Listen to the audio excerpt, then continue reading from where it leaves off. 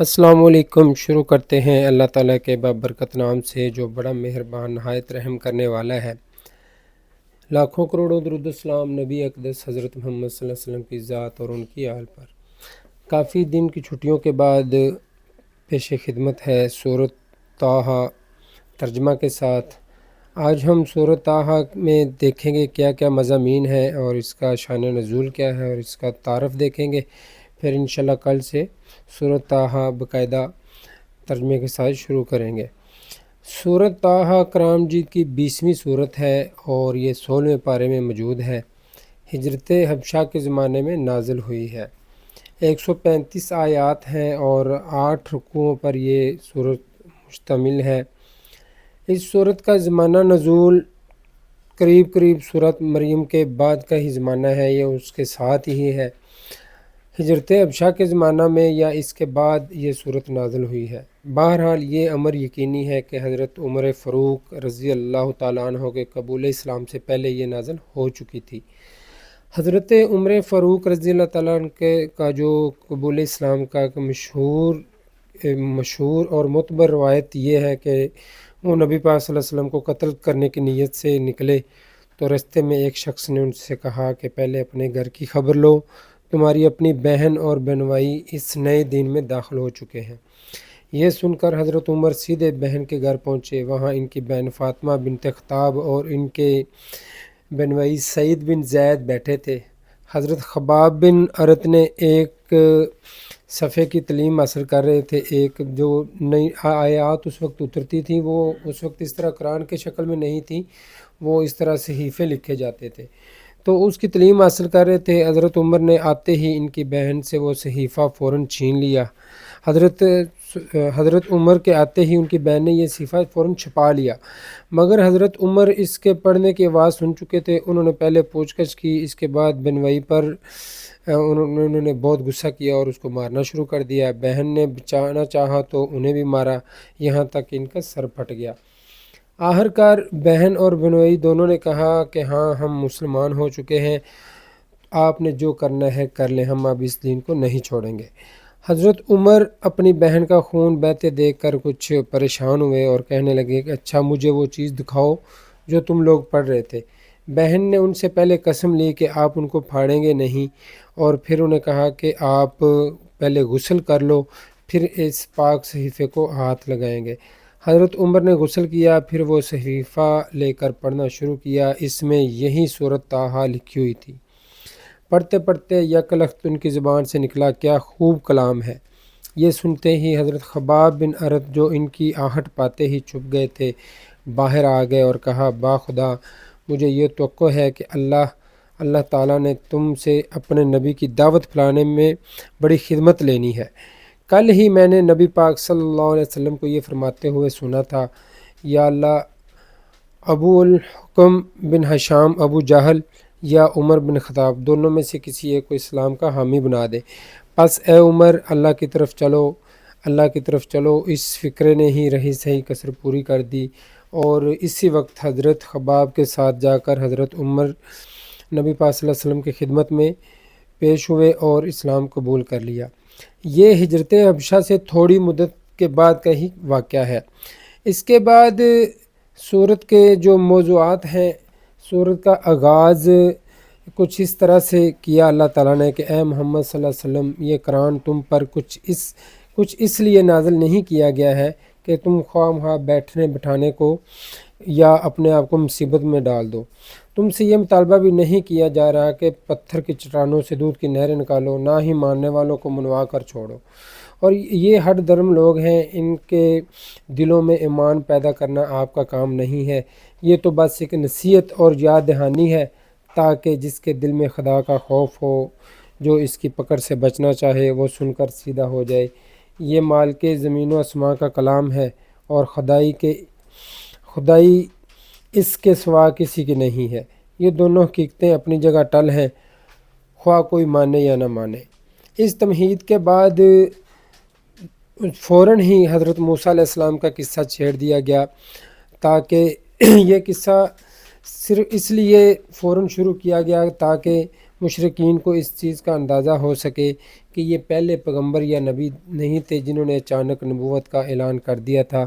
ہم نے پہلے بھی ایسے ہی نبیوں کو بلا کر کسی مخصوص جگہ پر بلا کر انہیں یہ فریضہ سونپ دیا کہ آپ نبی ہیں اور آپ تبلیغ کریں۔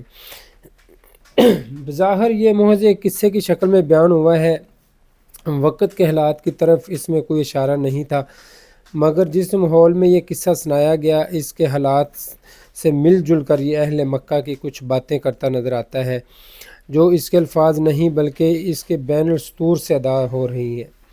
ان باتوں کی تشریح سے پہلے یہ بات اچھی طرح سمجھ لیجئے کہ عرب میں کثیر تعداد یہودیوں کی موجودگی اور اہل عرب پر یہودیوں کے علمی و ذہنی دبدبے کی وجہ سے اور روم اور حبشہ کی مسیحی سلطنتوں کے کافی اثرات تھے۔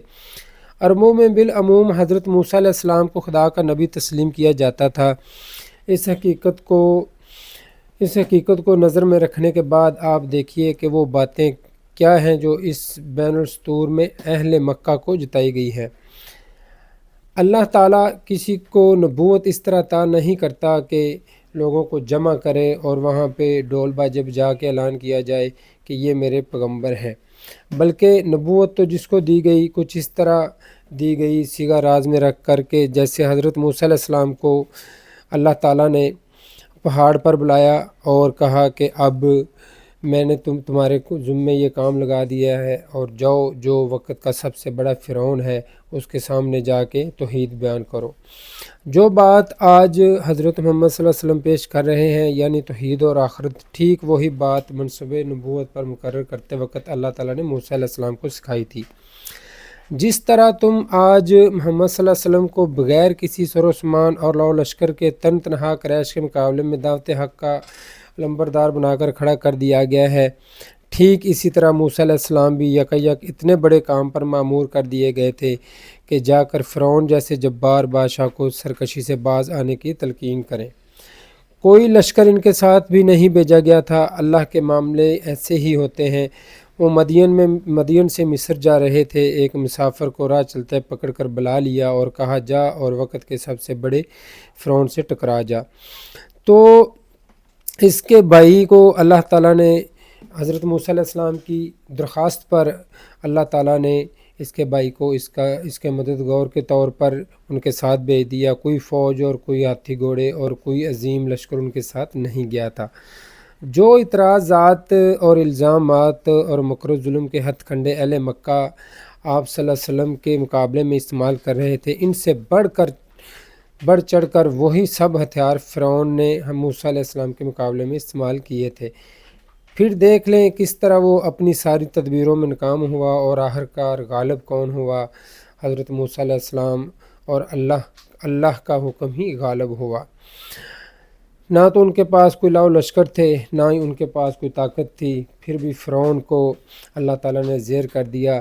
اس سلسلے میں خود مسلمانوں کو بھی ایک غیر مفلوج تسلی دی گئی ہے کہ اپنی بے سر و سامانی اور کفار قریش کے سر و سامان پر نہ جائیں۔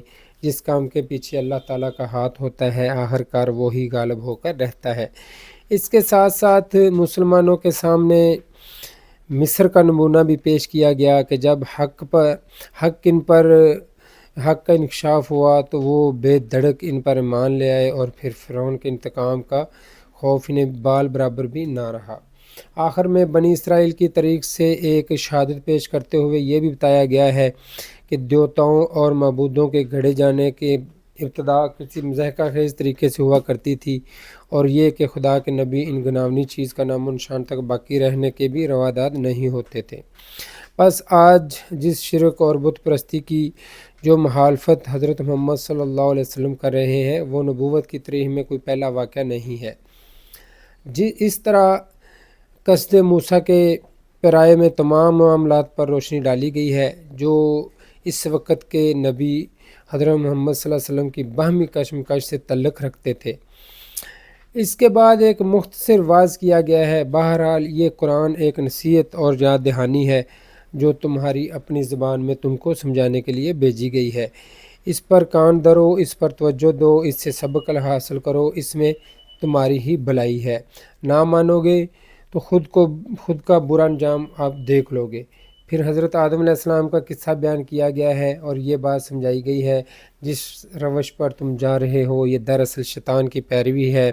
شیطان کے بہکاوے میں آ جانا خیر ایک وقتی کمزوری ہے جس سے انسان بمشکل بچ ہی جاتا ہے، مگر آدمی کے لیے صحیح طریقہ کار یہ ہے کہ جب اس پر اس کی غلطی واضح کر دی جائے تو وہ اپنے باپ آدم علیہ السلام کی طرح اس کا صاف صاف اعتراف کرے اور توبہ کر لے، پھر اللہ تعالیٰ کی طرف پلٹ آئے تو اللہ تعالیٰ بھی اس کو معاف کر دیتے ہیں۔